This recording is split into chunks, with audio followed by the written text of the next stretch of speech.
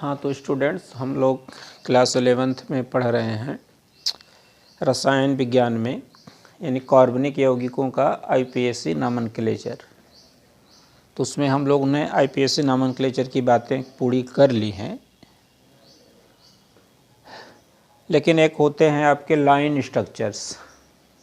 अगर कोई lines they दी जाए, यानी उसमें कार्बन परमाणुओं को न दिखा करके जो संरचनाएं हैं सिर्फ लाइन में दिखाई जाए, क्रियात्मक समूह दे दिए जाए, उस लाइन स्ट्रक्चर का हम लोग नामकरण कैसे करेंगे।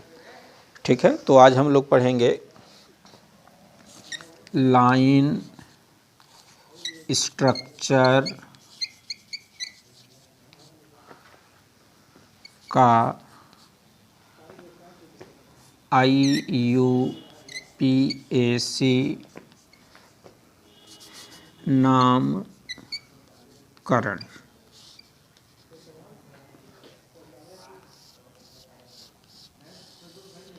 तो आज हम लोग बात करेंगे लाइन स्ट्रक्चर का आईपीएसी नामकरण की। लाइन स्ट्रक्चर आज का जो टॉपिक है हम लोगों का, यही टॉपिक है लाइन स्ट्रक्चर का आईपीएसी नामकरण। तो अगर कोई एक लाइन दे दी जाए, अगर हम पूछें कि इस तरह से ऐसी लाइन मैंने खींच दी है, तो बताइए कि इसका आईपीएसी नाम क्या होगा। मैंने ऐसी कोई डबल लाइनें दे दी, इसका नाम क्या होगा। मैंने ऐसे कोई क्रॉस दे दी, मैंने ऐसे कोई प्लस दे दिया। इस तरह की अगर आपको हम लाइन में संरचना दे दें, तो आपको उसका आईपीएसी नाम कैसे लिखना होगा। तो सर्वप्रथम यह जान लीजिए, लाइन स्ट्रक्चर्स का नाम लिखने में ये हम जानते हैं कि कार्बन की संयोजकता कितनी होती है, 4 होती है। यानी कार्बन की संयोजकता कितनी होती है, 4 होती है। तो जैसे हमने कोई एक लाइन स्ट्रक्चर्स दिए हैं यहाँ पे, जैसे हम यहीं से शुरुआत करते हैं, तो इसके जो इंडिपेंडेंट छोर होते हैं, इसको कहें कि किसी, अगर ये सिंगल बंध की तरह संरचना है, तो इसके जो इंडिपेंडेंट छोर हैं वो कार्बन हैं, और कार्बन की संयोजकता जो होती है वो 4 होती है। तो इस तरह से आप बोलेंगे CH3 है, CH3 है, यानी कार्बन की जो संयोजकता बनी 1 2 3 और यह 4। यहाँ पर भी 4 है, 1 2 3 4, यानी यह क्या हो गया आपका CH3 सिंगल बॉन्ड CH3।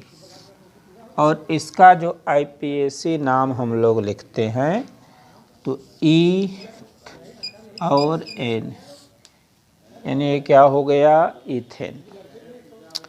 इसका आईपीएसी नाम आपका इथेन है। तो अगर ये सिर्फ हम लाइन दे दें, ऐसी लाइन सिंगल लाइन है, तो इसका भी आईपीएसी नाम इथेन ही होगा। मैंने कोई एक डबल लाइन्स दे दी आपको, ऐसे डबल लाइन, तो हमने कहा कि जो छोर हैं कार्बन है, तो यानी इसमें कार्बन इस तरह से, और कार्बन की संयोजकता कितनी होती है, 4 होती है। ठीक है, यानी यह आपका बन गया CH2 डबल बॉन्ड CH2 बन गया। तो इसमें 2 कार्बन हैं, एथ डबल बॉन्ड हैं तो इन, यानी इसका रूट वर्ड 2 कार्बन का है, प्राइमरी सफिक्स इन, यानी नाम क्या हो गया, इथीन। तो इसका डबल लाइन का नाम हमारा बन जाएगा एथ और इन, यानी ये क्या बन जाएगा, एथीन। इसी प्रकार हम अगर आपको ट्रिपल लाइन दे दें, इस तरह से हैं ऐसे, तो ये अगर हम कार्बन लिख करके ट्रिपल लिख दें और यहाँ पर एक हाइड्रोजन कर दें, यहाँ पर एक हाइड्रोजन, तो यानी ये आपका हो जाएगा CH ट्रिपल बॉन्ड CH, इसमें 2 कार्बन हैं तो एथ और ट्रिपल बॉन्ड हैं तो आइन। नाम क्या हो जाएगा? एथाइन। तो यानी ट्रिपल जो बंध हैं इनका नाम भी हो जाएगा एथ और आइन। यानी अगर सिंगल बंध है तो आईपीएसी नाम लाइन का इथेन, डबल बंध है तो आईपीएसी लाइन का नाम इथेन, और ट्रिपल बंध है तो आईपीएसी लाइन का नाम इथाइन होगा। तो इस तरह से हम लोग अब लाइन स्ट्रक्चर को हम लोग आगे बढ़ाएंगे और देखेंगे। तो जैसे अगर हम कहें कि जैसे मैंने ऐसा कोई दिया कि जैसे ऐसे मैंने दे दिया एक लाइन, इस तरह की लाइन, ऐसी लाइन, ठीक है। और यहाँ पर या भी पहले हम सिंपल नहीं चल रहे हैं, इस तरह से ऐसे ऐसे, ठीक है। अब इसका हमको क्या लिखना है? आईपीएसी नाम लिखना। ऐसी कोई लाइन संरचना आपको दे दी गई है तो इसका आपको आईपीएसी नाम कैसे लिखेंगे? सर्वप्रथम हम लोग सिलेक्शन करेंगे, यानी कार्बन श्रृंखला का अंकन करेंगे। तो इसमें कार्बन श्रृंखला जो लंबी है 2, 3, 4, 5 और 6, यानी 6 कार्बन परमाणुओं की कार्बन श्रृंखला है। अब बात करें यहाँ पर एक सिंगल बंध है, यानी जो कार्बन है यहाँ पर CH3 है, यहाँ पर 2 दिख रहा है, 2 बैलेंसी, लेकिन कार्बन की बैलेंसी कितनी होती है? 4। तो इसलिए हम क्या लिख सकते हैं? CH2। यहाँ पर 2 है, 2 बैलेंसी और जुड़ेगी कार्बन की 4, CH2। यहाँ पर भी आपका CH2, यहाँ पर भी आपका CH2, यहाँ पर आपका स्वतंत्र छोरा है तो इसलिए क्या हो जाएगा? CH3। तो कुल 5 कार्बन इसमें भी हो जाएंगे, 2, 3, 4, 5 और 6, यानी इसका जो नाम होगा रूट वर्ड 6 का, सभी जगह सिंगल बंध हैं तो एन, यानी इसका आईपीएसी नेम जो बनेगा वो बनेगा आपका हेक्सेन। सेम इस लाइन स्ट्रक्चर का भी वही नाम होगा, हेक्स, सिंगल बॉन्ड हैं तो क्या हो जाएगा? एन। यानी अगर हम कोई सीढ़ी की तरह आपको संरचना दे दें कि जैसे आपकी यह सीढ़ी है, इस तरह से, क्योंकि सीढ़ी पर हम लोग ऐसे चढ़ते हैं, तो इसमें अगर हम 6 कार्बन लिए हैं तो 6 कार्बन का इसमें भी हम ले लेंगे, 2, 3, 4, 5 और 6, ठीक है। यानी हम लोग अगर इतने की बात करते हैं 6 कार्बन का, तो सेम स्ट्रक्चर्स यही आएंगे। जैसे आपके बन जाएंगे CH3, 2 बैलेंसी है, कार्बन की बैलेंसी 4 होती है तो यहाँ पर आपका CH2 हो जाएगा, ठीक है। थोड़ी नंबरिंग गलत हो गई है, 1, 2, यहाँ पे क्या रहेगा? 3, 4 और यहाँ पे 5 और यहाँ पे 6 रहेगा, यहाँ तक नहीं पहुँचेंगे। तो यहाँ पे CH2, यहाँ पर भी आपका CH2 बनेगा, यहाँ पर भी आपका CH2 बनेगा, यहाँ पर आपका CH2 बनेगा और यहाँ पर CH3 बनेंगे। तो इसका सेम जो नेम इसका है वही सेम नेम इसका भी होगा, यानी इसको हम लोग क्या बोलेंगे? हेक्स, सिंगल बॉन्ड है तो एन, यानी इसको हम लोग क्या कहेंगे? हेक्सेन। तो आप समझ गए होंगे कि ऐसे ही हम लोग लाइन स्ट्रक्चर का क्या करते हैं? नामकरण। अगर एक थोड़ा सा हम कॉम्प्लिकेटेड आपको लाइन स्ट्रक्चर दे दें, जैसे इस तरह का स्ट्रक्चर्स मैंने आपको दिया, ऐसे ऐसे ऐसे ऐसे, ठीक है, और ऐसे। अब इसका IPSC आपको नाम लिखना है। तो हमने कहा कि यहाँ पर एक, यानी यह आपका क्या हो जाएगा CH3, यहाँ पर 2, या नंबरिंग हम कर देते हैं इधर से ही 1 2 3 4 5 और 6, यानी 3 नंबर पर आपका क्या है प्रीफिक्स है। ठीक है, यानी यहाँ पर आपका प्रीफिक्स है। चाहे तो आप उधर से शुरू करें या इधर से, या आप ऐसे भी शुरू कर सकते हैं, कोई दिक्कत नहीं है। एक यहाँ पे कराएंगे तो यह आपका है CH3 है। दूसरे पर 2 बैलेंसी है, 2 बैलेंसी आपको और चाहिए, यानी CH2। तीसरे पे 3 बैलेंसी आपको दिख रही है, यानी ये क्या हो जाएगा CH। अब CH पर यह स्वतंत्र छोरा जो है आपका CH3 है। यहाँ पर 2 बैलेंसी दिख रही है, 2 आपको और चाहिए CH2। 5 पर भी 2 बैलेंसी दिख रही है, 2 आपको और चाहिए। 6 पर 1 बैलेंसी दिख रही है, 3 चाहिए, यानी आपको क्या चाहिए CH3 चाहिए। तो इसका अंकन 1 2 3 4 5 और 6। तो यहाँ पर इसका जो नाम बनेगा, 3 पर आपका प्रीफिक्स है मेथिल। अब रूट वर्ड आएंगे, कार्बन श्रृंखला की लंबाई, hex, primary suffix ane, single bond, यानी इसका IPSC नेम क्या होगा 3 methyl hexane. Same line structure का वही नाम होगा अब इसका भी, यानी 3 मेथिल हेक्सेन।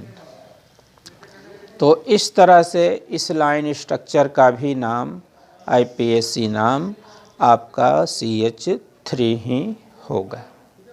चाहे हम ऐसे लिखें चाहे हम ऐसे लिखें, सेम है। यह लाइन स्ट्रक्चर्स में है, यह आणविक स्ट्रक्चर के रूप में इसकी संरचनाएं दी गई हैं। तो अगर हम थोड़ी सी बात करें, कुछ और लाइन स्ट्रक्चर को देखें, तो जैसे आपका लाइन स्ट्रक्चर्स हो गया, जैसे हमने लिख दिया प्लस, हमने लिख दिया x, या मल्टीप्लाई इनटू का निशान है। अब हम इसकी नंबरिंग करेंगे 1 2 3, ये क्या हो गए आपके प्रीफिक्स, यानी इसकी ऐसी संरचना हम नीचे लिखे तो यहाँ पर CH3, यहाँ पर अगर कार्बन है तो कार्बन की चारों संयोजकताएं सेटिस्फाइड हैं। फिर ये छोरा आपका क्या है CH3 है, ऊपर छोरा आपका क्या है CH3, नीचे भी क्या है CH3, यानी 1 2 3, यह नंबरिंग किए हैं। तो 2 नंबर पे 2 प्रीफिक्स हैं, ऊपर भी है और नीचे भी है, यानी 2 2, यानी डाई, और ये क्या है मेथिल। अब रूट वर्ड 3 है तो यह क्या है प्रोप है, सिंगल बॉन्ड है तो N है, यानी 2 2 डाई मेथिल प्रोपेन। तो सेम इस लाइन स्ट्रक्चर जो ऐसे दिए गए अणु संरचना में, अगर इसको लाइन संरचना में देखेंगे तो ऐसा आएगा, और इसका भी नाम सेम वही होगा 2 2 di methyl propane. Same structures इसका भी आएगा वैसे ही, अगर 1 कार्बन 2 कार्बन और 3, यहाँ पर छोरे जो हैं CH3 के हैं, यानी इसका भी IPSC नेम वही होगा 2 2 डाई मेथिल। 3 कार्बन है तो प्रोप, सिंगल बॉन्ड है तो N, यानी 2 2 डाई मेथिल प्रोपेन। इसके यह IPSC नाम आपके बनेंगे। तो चाहे हम प्लस लिखें चाहे क्रॉस लिखें, दोनों के IPSC नेम सेम होंगे। चाहे इस तरह की हम संरचना लिखें, इसका भी IPSC नेम सेम होगा। तो इसी क्रम को हम लोग थोड़ा और आगे बढ़ा रहे हैं। हम लोग ऐसे लाइन स्ट्रक्चर्स लिखेंगे कि जिसमें प्रीफिक्स हैं डबल बंध हों, ट्रिपल बंध हों और क्रियात्मक समूह भी क्या हों, उपलब्ध हों। ठीक है।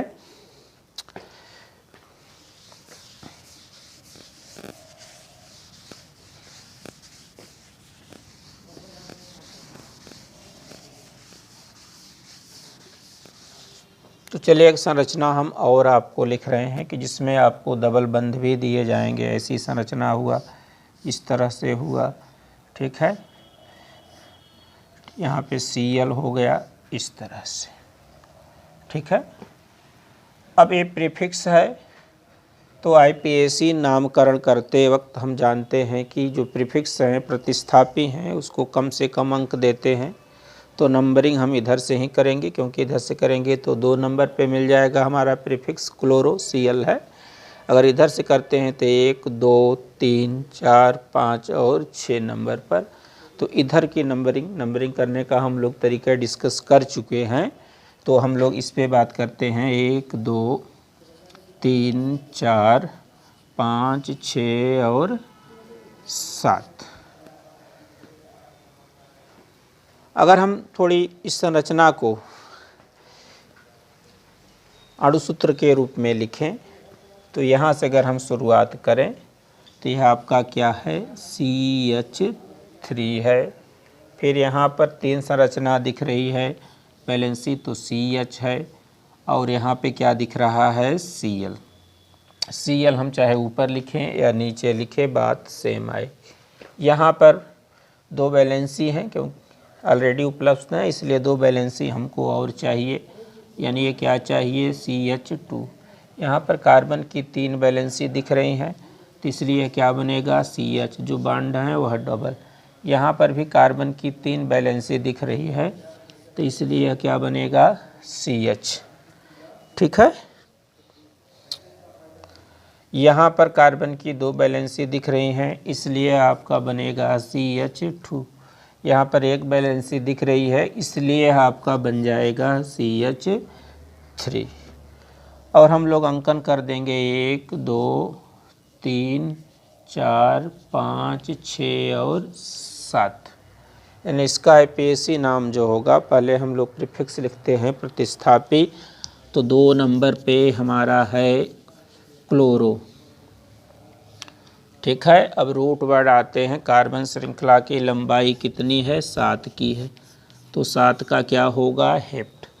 और प्राइमरी सफिक्स है डबल बॉन्ड, यानी 4 नंबर पर इन है, नाम हो जाएगा 2 क्लोरो हेप्ट 4 आइन।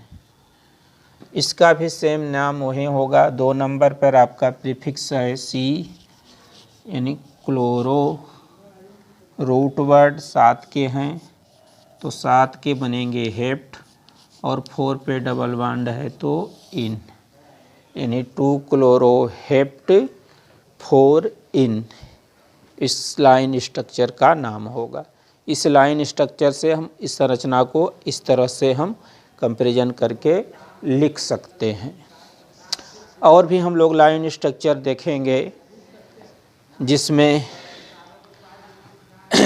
या इसी पर हम लोग कुछ और सिंपल ही डिस्कस कर ले रहे हैं कि जैसे अगर हमने लाइन स्ट्रक्चर्स बना दिया और हमने लिख दिया E, इंग्लिश अल्फ़ाबेट है E। अब इसका IPAC नाम क्या होगा, हम नंबरिंग करेंगे 1 2 3 4 और 5। ठीक है। अब 3 नंबर पर यहाँ पर कुछ प्रीफिक्स दिख रहा है, स्वतंत्र हो रहा है, यानी यह क्या है, CH3 है। तो हमारा 3 का जो प्रीफिक्स है वो मेथिल है। अब रूट वर्ड कार्बन श्रृंखला की लंबाई कितनी है, 5 है। ठीक है। तो 5 का जो रूट वर्ड होगा वह पेंट होगा। सब जगह सिंगल बंध हैं तो क्या होगा, N होगा। यानी अगर ऐसी संरचना अल्फ़ाबेट है तो इसका नाम जो IPAC में होगा वह होगा 3 मेथिल पेंटेन, 3 मेथिल पेंटेन।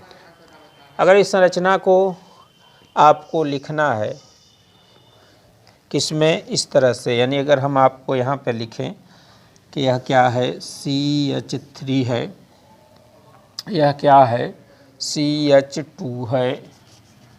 यह C, क्योंकि यहाँ 3 संयोजकता दिख रही है तो यह क्या है, CH है। कहीं भी इस पर आप CH3 लिख सकते हैं। यह आपका क्या है, CH2 है।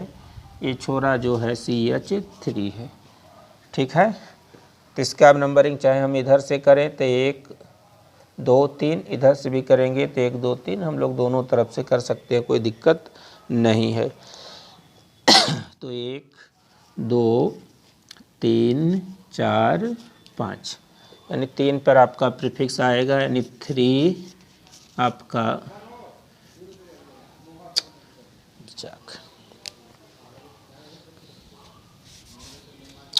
3 पे आपका हो जाएगा मेथिल। 5 कार्बन है तो पेंट, सिंगल बॉन्ड है तो एन, यानी 3 मेथिल पेंटेन। और अगर हम ऐसे लाइन स्ट्रक्चर्स लिख दें इन इंग्लिश का एफ, तो नंबरिंग हम करेंगे, अगर इधर से करेंगे तो 1 2 3 नंबर पे प्रीफिक्स मिलेंगे। इधर से किए तो 1 2 नंबर पे ही प्रीफिक्स, 1 2 3 4। अब इसका जो IPAC नाम होगा, 2 पर आपका बनेगा मेथिल, 2 पर यह मेथिल है। अब रूट वर्ड 4 के हैं तो 4 क्या है, ब्यूट है। सभी जगह सिंगल बॉन्ड हैं तो एन है, यानी 2 मेथिल ब्यूटेन। अगर हम इसको लिखना है इस तरह से स्ट्रक्चर के रूप में, तो 2 नंबर पर मेथिल है यानी CH3, फिर CH पर क्या है, CH3 CH2 CH3, नंबरिंग 1 2 3 4। इसका भी IPAC नेम्स वहीं आएगा।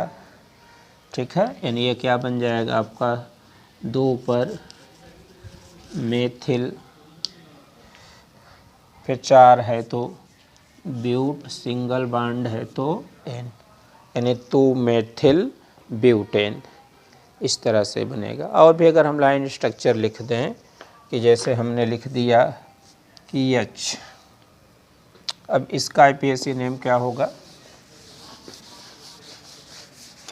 अगर हम लिख दें यहाँ पर H, इसका IPAC नेम, अब नंबरिंग इधर से किए थे 1 2, उधर नहीं जाएंगे, इधर जाएंगे 3, चाहे ऊपर जाएं चाहे नीचे जाएं, बात एक ही है।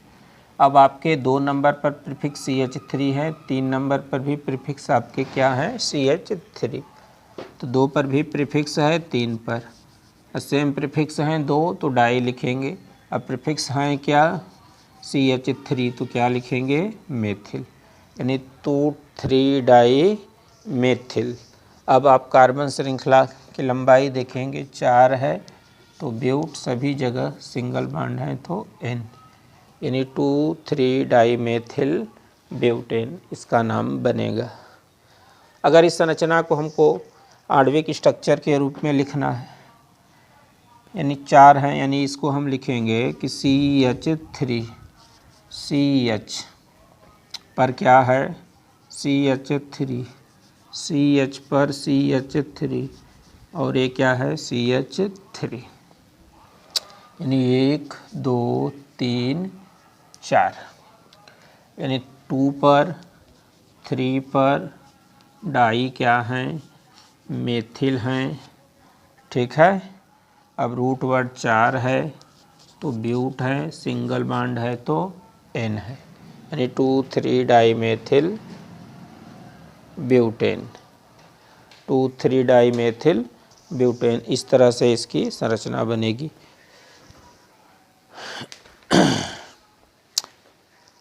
और भी हम लोग लाइन स्ट्रक्चर्स की बात करते हैं कि जिसमें क्रियात्मक समूह भी उपलब्ध हों।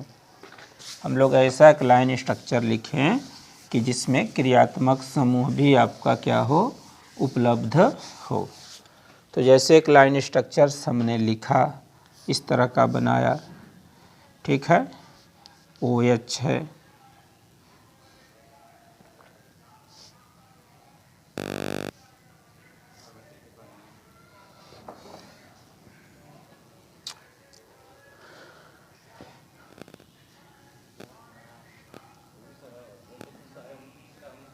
या सिंगल ही बंद रहने दीजिए, कोई दिक्कत नहीं है। तो हमने नंबरिंग इधर से कर दी 1 2 3 4 5 6 और 7। इसमें कार्बन श्रृंखला की जो लंबाई है वो 7 कार्बन। तो 3 पर एक आपका क्रियात्मक समूह दिख रहा है OH, और 2 पर एक प्रीफिक्स दिख रहा है, क्योंकि अगर ऐसा है तो हमने बताया कि क्या होगा CH3। यानी 2 पर आपका जो प्रीफिक्स है 2 नंबर पर CH3 है, यानी यह क्या बन जाएगा आपका मेथिल। अब रूट वर्ड जाएंगे। कार्बन श्रृंखला की लंबाई कितनी है 7 की, वो क्या है हेप्ट। प्राइमरी सफिक्स सभी जगह आपके क्या हैं सिंगल बंड हैं, तो क्या लिखेंगे N। सेकेंडरी सफिक्स 3 नंबर पर है और वो क्या है OH। OH का सेकेंडरी सफिक्स क्या होता है ऑल। यानी इसका IPAC नाम जो बनेगा इस लाइन का 2 methyl heptane 3 all, 2 methyl heptane 3 all.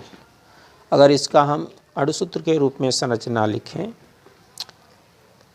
तो यही हो जाएगा कि CH3 फिर क्या हो जाएगा CHOH, फिर क्या हो जाएगा CH2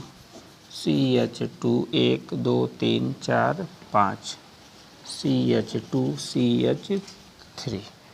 यानी नंबरिंग हम कर दें तो 1 2 3 4 5 6 और 7।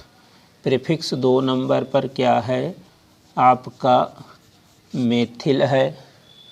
कार्बन श्रृंखला की लंबाई कितनी है 7, उसको क्या लिखेंगे हेप्ट। प्राइमरी सफिक्स सभी जगह सिंगल बॉन्ड है और 3 पर क्या है OH यानी ऑल।